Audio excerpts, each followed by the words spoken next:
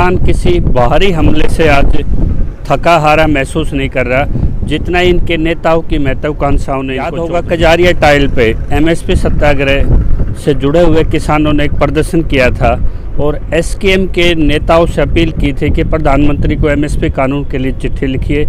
ये एमएसपी जो bogus committee, लेकिन वो भस्मासुर की तरह वो बोगस कमेटी काम कर रही है। एक तरफ विश्वासघात और एक तरफ फिर बोगस कमेटी, तो दोनों विरोधाभास था। पक्का मोर्चा लगेगा लखीमपुर में। काट की हांडी एक बार चढ़ती है, बार बार नहीं चढ़ती। क्या ये दोबारा भ्रमित करने के लिए किसानों के लिए बार बार लाइव गुरनाम आ रहे हैं? तपोभूमि पे यानी कि 729 दिन से एमएसपी सत्याग्रह स्थल से आज किसानों के जो नेता थे उनकी महत्वाकांक्षा वो खुद किसानों के मुद्दे पे इतने भारी पड़ गए कि किसान किसी बाहरी हमले से आज थका हारा महसूस नहीं कर रहा जितना इनके नेताओं की महत्वाकांक्षाओं ने इनको चोट दी। याद होगा कजारिया टाइल पे एमएसपी सत्याग्रह से जुड़े हुए किसानों ने एक प्रदर्शन किया था और एसकेएम के नेताओं से अपील की थी कि प्रधानमंत्री को एमएसपी कानून के लिए चिट्ठी लिखिए। ये एमएसपी जो बोगस कमेटी, इसको भंग कीजिए। लेकिन वो भस्मासुर की तरह वो बोगस कमेटी काम कर रही है। जिन साथियों पे राजनीतिक होने के आरोप लगा के, यानी कि राजनीति से प्रोजित होकर जिनको 4 महीने के लिए आप अपने संगठन से, नेतृत्व से अलग कर सकते हो, उन्हीं को आप 5 जो सरकार के साथ बातचीत के लिए एमएसपी पे जो कमेटी, आप कैसे उसको प्रस्तावित कर सकते हो?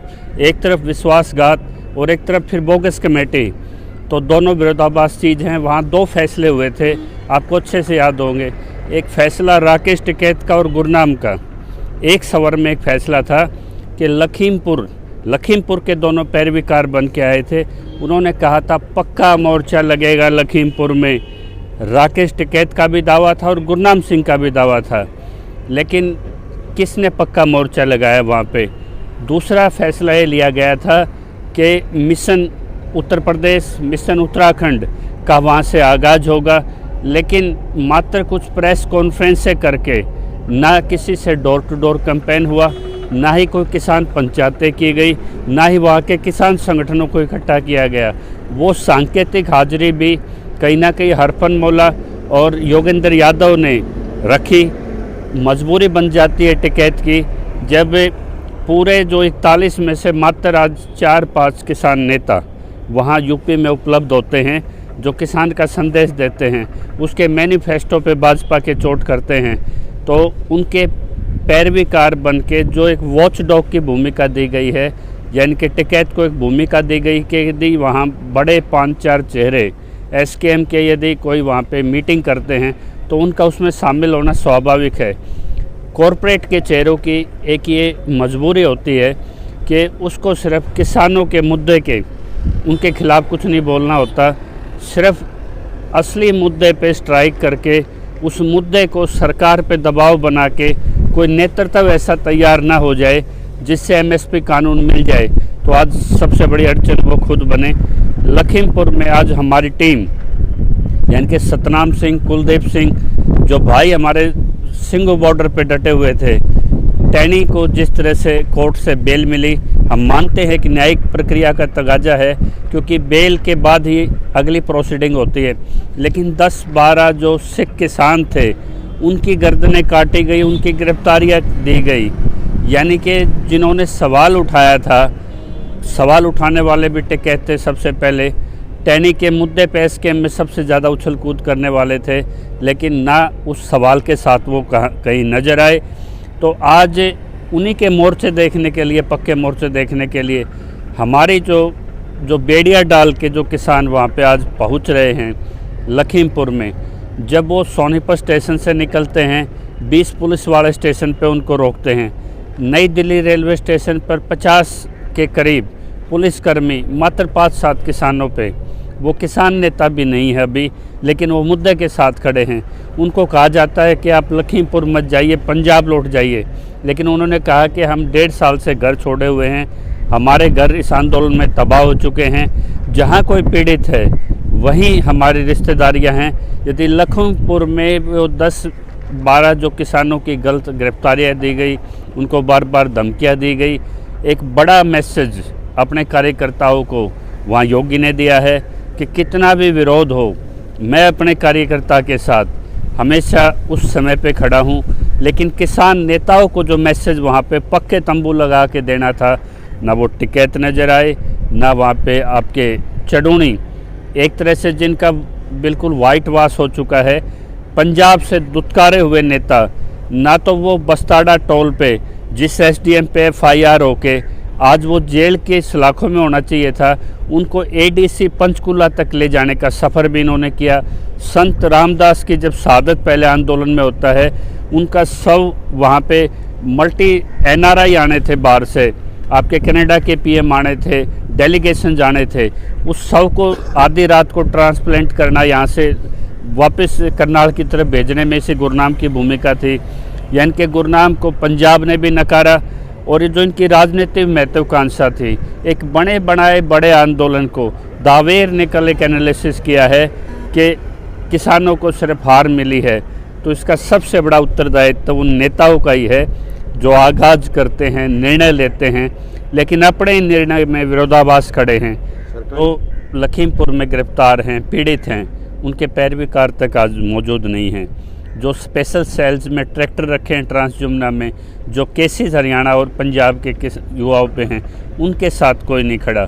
इसी तरह का हरियाणा में फसल खराब के मुआवजे के लिए खरखोदा से एक 35 साल से जनसंघ के सेवक आ गया है किसान नेता के कपड़े पहन के, लेकिन जो मजबूती से आज वहाँ डिप्टी CM के सामने वहाँ गिरफ्तारी दी है 30-35 किसानों ने, वो हरियाणा SKM के यानी कि प्रदीप धनखड़ की टीम से जुड़े हुए जसबीर गसोला और अपने हिसार की तरफ हुड्डा साहब वो नज़र आए। वहाँ पे बहुत कम नेता ऐसे होते हैं जो आज भी किसान मुद्दे के साथ खड़े हैं, लेकिन हमारा किसान आज तक ना अपने मुद्दे को समझ पाया।